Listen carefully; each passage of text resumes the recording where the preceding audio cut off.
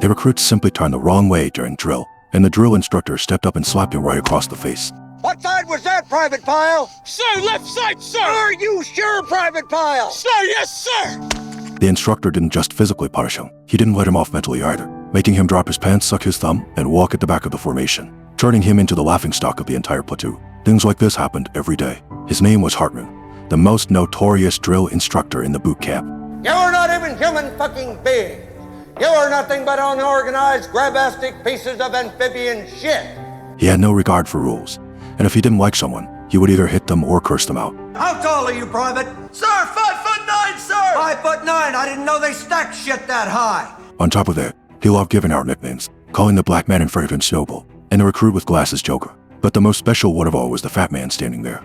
What's your name, fat body? Sir, Leonard Lawrence, sir! It's only faggots and sailors are called Lawrence. From now on, you're Gomer Pyle. Sir, yes, sir! In August 1964, the United States fully intervened militarily in the Vietnam War through the Gulf of Tonkin incident, and large numbers of young men were sent to the Vietnamese battlefield. Before that, all recruits had to go through 8 weeks of basic training, which made some of the special cases among them very distressed. To deal with the shortage of soldiers, politicians turned their attention to the homeless and the disabled. Pyle, like Forrest Gump and Bubba in Forrest Gump, belonged to one of these special cases. Whether it was climbing over obstacles or doing chin-ups, the clumsy Pyle could never complete them, and even when he tried his hardest, he couldn't manage a single one. Even long-distance running had to be done with someone else's help just for him to barely finish, which made Hartman give him special attention. To improve Pyle's training performance, Hartman had the squad leader, Joker, share a bunk with him and give him one-on-one guidance. Joker was very responsible, helping Pyle with everything from overall training to keeping his living area tidy. Nourished by their friendship, Pyle made rapid progress, just as everything was moving in a positive direction. A sudden, unexpected event completely changed Pyle's life. That day, drill instructor Hartman made a spot check and found that Pyle's footlocker was no lock, so he started yelling at him and dumped everything out of the locker. Just then, he discovered a donut inside. He then proceeded to scream at Pyle, but unexpectedly, Hartman didn't punish Pyle this time. Instead, he decided to impose group punishment and announced that from now on, whenever Pyle made a mistake, the entire platoon would take the fall for him. He then shoved the donut into Pyle's mouth, making him eat it while watching the whole platoon do push-ups. This pushed the other recruits, who were already unhappy with him, to the peak of their hatred for him. So after lights out that night, some recruits wrapped a bar of soap in a towel, rushed to his bunk, and started beating him furiously. His miserable screams echoed through the night. What crushed him the most was that his only friend was the one who hit him the hardest. From that day on, Pyle changed. He had a blank look in his eyes, and would often talk to himself while holding his rifle.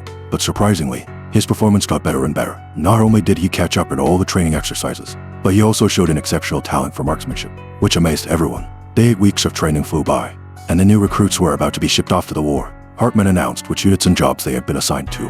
Pyle, like most of the others, was assigned to a frontline mobile unit, but the look in his eyes at that moment was strangely cold and vicious. Later that night, Joker, who was on duty, suddenly heard a noise in the latrine, so he went in to check. There he saw Pyle sitting on a toilet, with a fierce look in his eyes, slowly loading bullets into a magazine. Joker, trembling, tried to persuade Pyle, telling him that if the drill instructor caught him, he would be in serious trouble.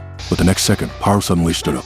He then started screaming the training cadence at the top of his lungs, while repeating the training movements. The yelling quickly alerted Hartman outside. Predictably, Hartman started screaming insults.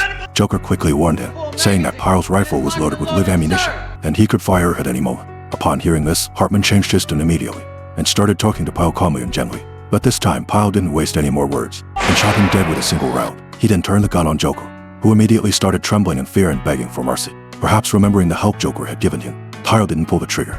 Instead, he slowly sat back down, and to Joker's shock, turned the gun on himself.